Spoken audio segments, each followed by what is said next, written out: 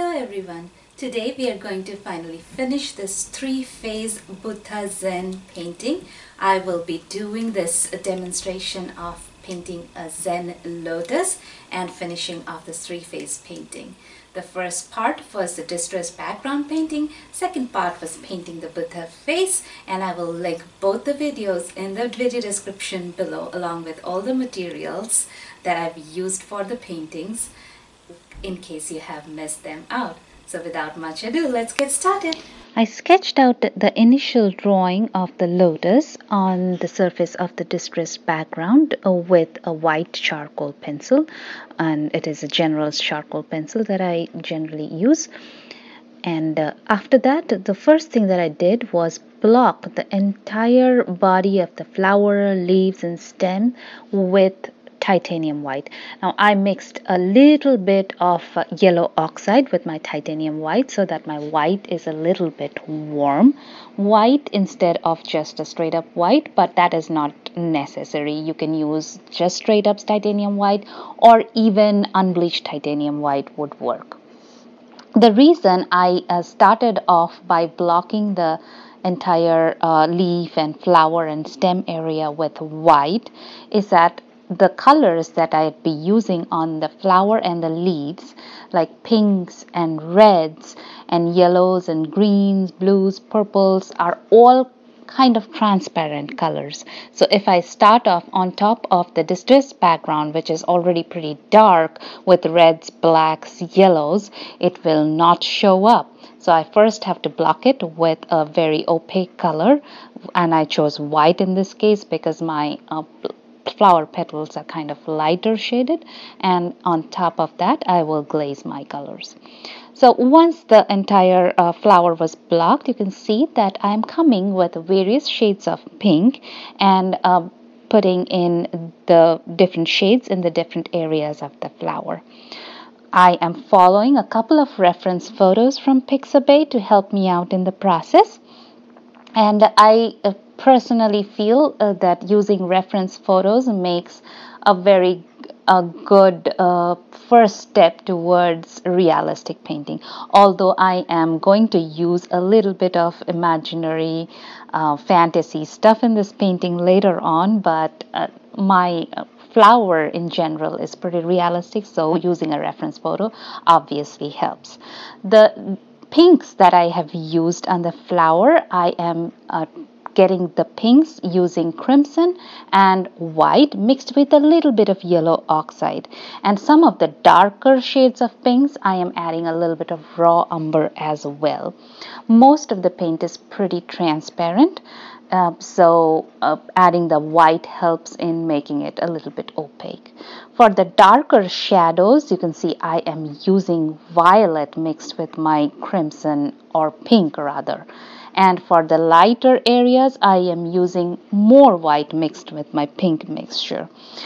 Although it looks like for the highlights I'm using straight up white, there is hardly any area of the painting apart from a few dots and highlights that I have used white.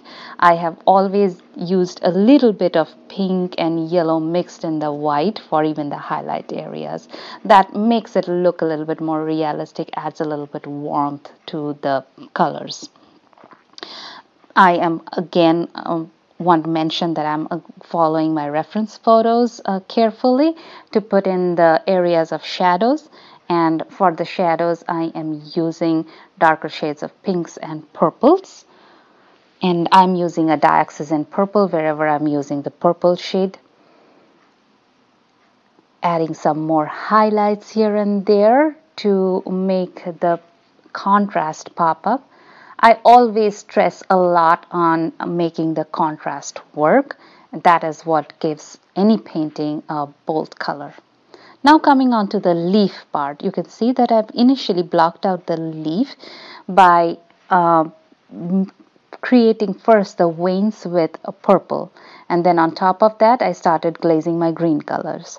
When I started glazing my greens, I realized that my paint the purple veins were not really 100% bone dry, and so I messed up a lot of the veins. But no worries, it is acrylic, it will dry very soon. I can repaint all over it and get my veins back.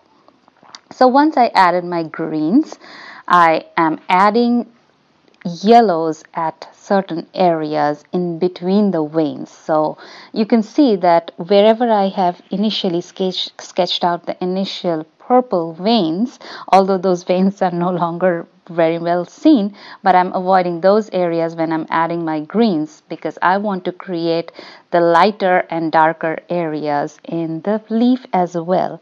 Like I was just talking a little bit ago, I love creating contrast in my paintings because I think it is the contrast, the difference in values of the hue, the lights and darks, that is what makes a painting work.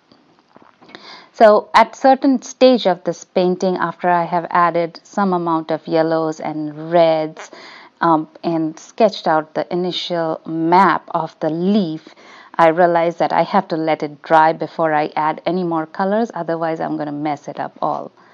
Now you can see that I am adding one more layer of veins with the purple, and in certain areas I'm using blues as well. Coming on the stalk with a dark blue first, and on top of that I'm using a mix of blue and white for the highlight areas. Adding a little bit of crimson here and there in the leaves as well. This is the stage where I'm reaching to the point where I have to let my paint dry on the leaves before I can add any more paint, or otherwise it is just messing up and becoming a whole mud. But stay on with it, very soon you'll realize that it will work out. At this point, while the paint on the leaf is drying, I am adding a little magical touch to my painting by adding some fumes and some sparkly looking stuff, kind of like fireflies. Not exactly like fireflies, I'll show that to you in a different painting, how to paint fireflies, but this is more like as if a magical fume is coming out of the lotus, kind of something that symbolizes Zen and fantasy. I wanted a little of that element. So I first started blocking with a transparent mixing white and smudged that out with my bristle brush. And then I came back with titanium white and made some spots in those areas. So smudges first and then spots on top of that. Once I added the titanium white, I thought it got a little bit too bold and it was just plain white, too white for my liking. And all the white was catching all the attention instead of the flower. So I touched up the white just a little bit with the yellow oxide to tone it down just a tad. And that is how I'm getting this area. This is not necessarily something that you have to do in a lotus painting. Definitely not realistic, but I thought it added a little fantasy element to the painting that I personally thought really worked. You might differ and not want to add it. I totally get that. It's just different people have different tastes. Now, once that area finishes, I'll go back to my leaf once again and finish off the detail of the leaf. And now it will be the turn of different shades of greens and yellows to make the different lighter and darker areas of the leaf.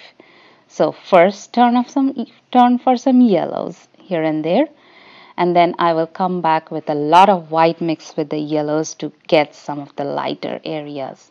But before that, let's make some of the veins prominent with using a mix of blue and purple.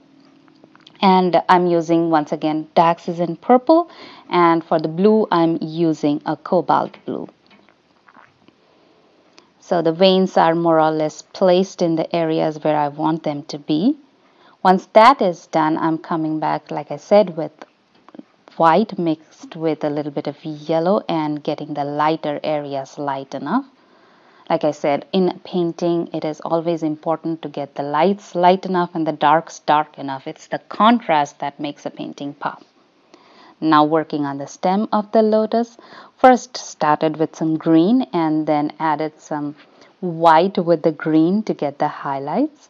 Now adding some shadows with blues and purples underneath the lotus. That kind of gives the impression that the lotus is sitting on top of the stem, and that is why the body of the lotus is creating a shadow on part of the stem. I'm trying to keep it as realistic as possible, but not going for ultimate hyperrealism or anything. I anyways don't practice hyperrealism. Now adding a little bud to the lotus as well, and I want the bud to be in the foreground, so that's why I'm doing it at the very end, and I'm going to do it on top of all the others. And for the bud, I first started off with a mix of blue with a little bit of white, and then for the highlights on the bud, I added a lot more white and much less blue. After I made the stalk, I am adding a little bit more blue and green to create the shadows on the stalk. Just cleaning up a little more of the details on the stalks and the bud and in general. And the next I will come up with the water. I'm not trying to create a very realistic water here, just the impression of water. So I added some blue mixed with a lot of white and created the impression of water ripples. Once I added the whites, I thought that I had added too much of white and hardly any of the actual background as can be seen. So I went back and added some darks in between the whites and darkened up some of the areas once again. Kind of looks like the reflection and impression of water. A lotus always grows in water, cannot grow without water, so I thought that would add a touch of realism and a touch of element that will make the painting work. At least I thought that made the painting work. And with that, we come to the end of the painting. I hope you enjoyed each part of the painting, and let me know in your comments how you liked it, what you would like to see in future, and give me a thumbs up if you liked it. Do not forget to subscribe, of course.